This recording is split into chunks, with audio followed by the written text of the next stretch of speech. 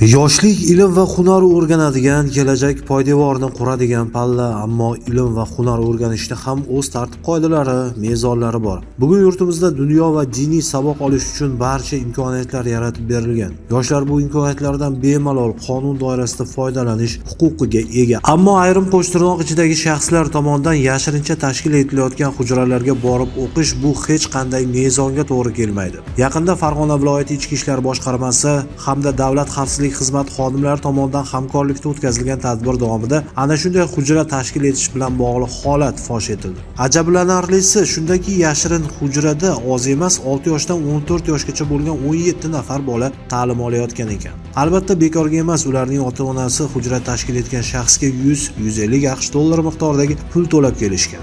Norasida bolaning 14 nafari Qo'qon shahridan bo'lsa, qolganlari respublikamizning turli hududlaridan kelganligi aniqlandi. Hozirda mazkur holat yuzasidan fuqaroga nisbatan O'zbekiston Respublikasi Jinoyat kodeksining 229-2 moddasi tartibida hujjatlar rasmiylashtirilib, surishtiruv harakatlari olib borilmoqda. Shu o'rinda bir mulohaza tug'iladi. Bunday yashirin maskanlarga qarshi faqat huquq-tartibot organlari emas, ta'lim tizimi mutasaddilari, maktab rahbarlari, ota-onalar ham birgalikda kurash olib borish zarur. O'z o'quvchisi qayerda ekanini, qanday sharoitda ta'lim olayotganligini har bir pedagog yaxshi bilishi, adashgan ota-onalarga to'g'ri yo'l ko'rsatishi zarur-ku.